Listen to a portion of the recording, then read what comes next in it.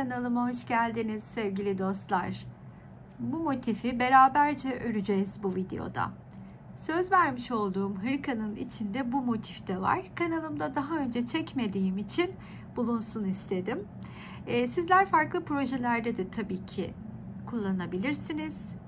Her ördüğünüz sırayla motifin ebatını büyütmeniz mümkün.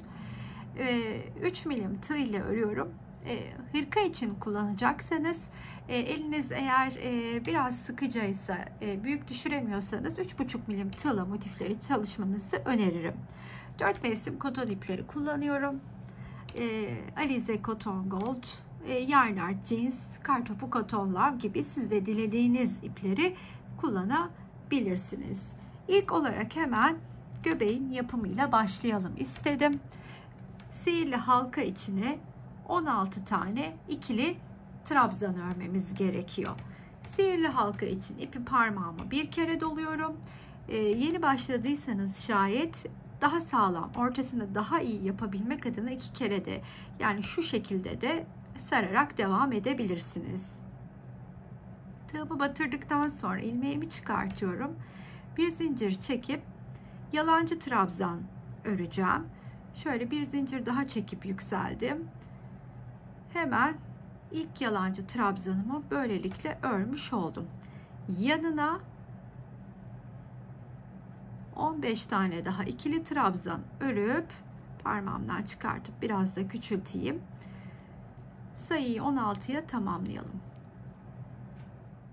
Videoya kısa bir ara. Sizlere katıl butonundan söz etmek istiyorum. Katıl butonuna tıklayarak oradaki seçeneklerden birini kendinize göre değerlendirip bana destek olabilirsiniz. Bütün katıl destekçilerime kucak dolusu sevgiler, teşekkürler. 16.'yı da ördükten sonra sihirli halkamı güzelce sıkıştırıyorum. Ve ilk örmüş olduğum trabzanın tepesine tığımı batıp bu ipi de tığın üstüne alıyorum. Arasından ilmeğimi çıkartıp bir üste çıkıyorum. Artık bir üste çıktığımda alttaki her bir ikili trabzanın üstüne ikili trabzanlarla ikili bademler öreceğim.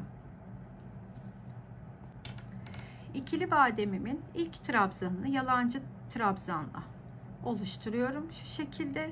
Siz zincirle de yükselebilirsiniz. Tığımda tuttum. Hemen aynı noktaya bir daha batıp bir çıkıp tığımdaki 3 ilmeği birlikte örüyorum. Arada 2 zincirim var. 1 2. Hemen yandaki trabzanın tepesine batıyorum. 1 2 3 ilmek birlikte. 1 2 zincir. 1 2 ve hepsini beraber. Arada yine 2 zincir. Bu sırayı da bu şekilde tamamlayacağız. Aynı renkle yükseldim. Renk de değiştirebilirdiniz isterseniz tabii ki.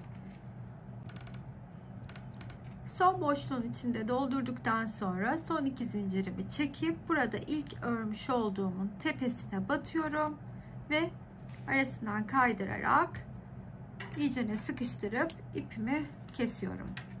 Daha sonra bu ipi arkadan ince bir tığla aralarda gizleyeceğim. Ben onu gizlerim. Şimdi biz hemen burada 3. sıraya başlayalım. 2 zincirle oluşturduğum boşluklara bu defa bademleri üçlü şekilde örüyorum. Aralarda da 3 zincirim olacak.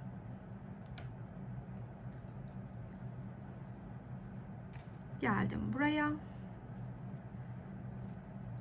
İlk bademimi örüyorum.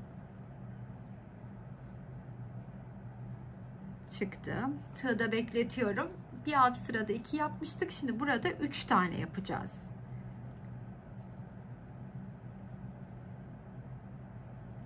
Ve tığdaki 4 ipi birlikte örüyorum. Arada 3 zincirim var. Yandaki boşluğa geldim. 1 2 üçüncüyü de ördükten sonra tığdaki 4 ilmeği birlikte 1 2 3 boşluğa geldim. 1 2, üçüncüyü de örüp hepsini bir topluyorum.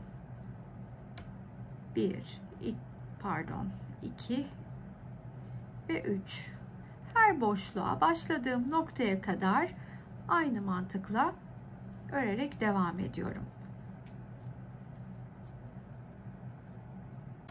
Son boşluğu da doldurduktan sonra yine 3 zincirimi çekip buradaki ilk örmüş olduğum bademin tepesinden kaydırarak ilmeğimi çıkartıyorum. İyicene sıkıştırdıktan sonra da ipimi keseceğim. Yine bu ipi de arkaya alıp ilmeklerin içinde güzelce gizleyeceğim. Şimdi sayı saydığımızda 2, 4, 6, 8, 10, 12, 14 ve 16 tane üçlü bademlerimizin olduğunu göreceğiz. Artık bu motifimizi sıra kare yapmaya geldi. Köşeden başlayacağım. İlk kare yaptığım sırada köşede üçlü trabzanla başlıyorum. Yine yalancı trabzanımı öreceğim. Bu defa tığımın üstüne bir değil 2 kere ip doluyorum. Siz dediğim gibi zincir çekerek de burada da yükselebilirsiniz. Şimdi buraya gelip ilk üçlü trabzanlarla grubumu örüyorum. 1, 2, 3. Burada zincir çekecek olanlar 4 zincir çekerek yükselebilirler. Yanına hemen 2 kere dolayıp yine üçlü trabzanımı örüyorum. 3'e tamamladıktan sonra sayıyı hemen bir yanındakinin içine 3 tane ikili trabzanımı örüyorum. Daha sonra bir yanındakine geldiğimde ise şu şekilde öreceğim, bakın. Önce ilkini, sonra hepsini. Tekrar ilmek çıkartıyorum. Önce ilkini, sonra hepsini. Önce ilkini, sonra hepsini. Daha sonra buradan geçişte bir zincir çekip yan tarafa geçiyorum. Sadece burada bir zincirim var arada. İkili trabzanlarımı örüyorum yine. Ve sırada köşemiz var. Köşenin içine 2 kere dolayıp üçlü trabzanlarımı öreceğim.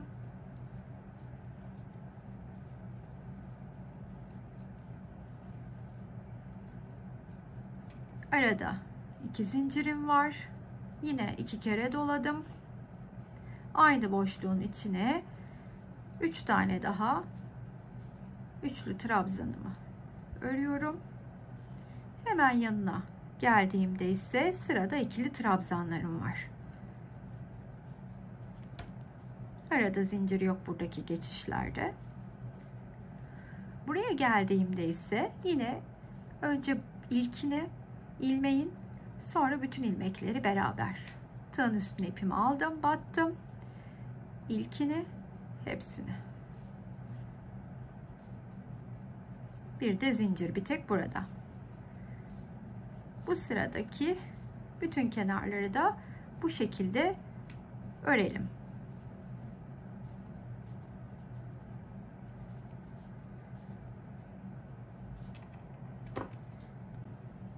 Bu başladığım boşluğa geldiğimde de oranın, köşenin diğer üçlü grubunu örelim. Üçlü trabzanlarla.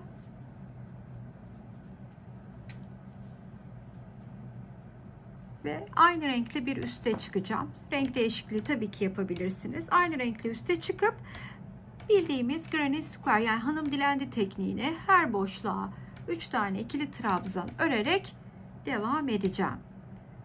Burada bir zincir çekiyorum. Ortada kalmak istediğim için tığın üstüne ipimi aldım. Hemen buradaki ilk ördüğüm trabzanın tepesinden ilmeğimi kaydırıp çıkartıyorum.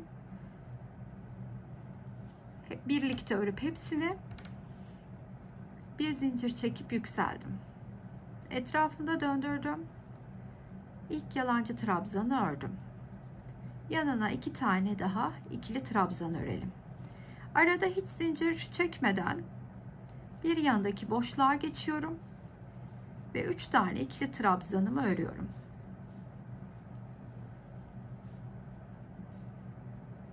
Bütün boşluklara 3 tane ikili trabzanımı örüyorum.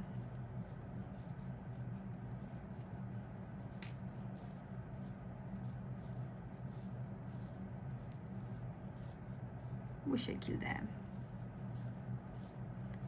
Köşeye geldiğimizde ise yine 3 tane ikili trabzanımızı ilk olarak örüyoruz. Arada 2 zincirimiz var. Aynı boşluğun içine yeniden örüp bütün kenarları bu mantıkla tamamlayalım.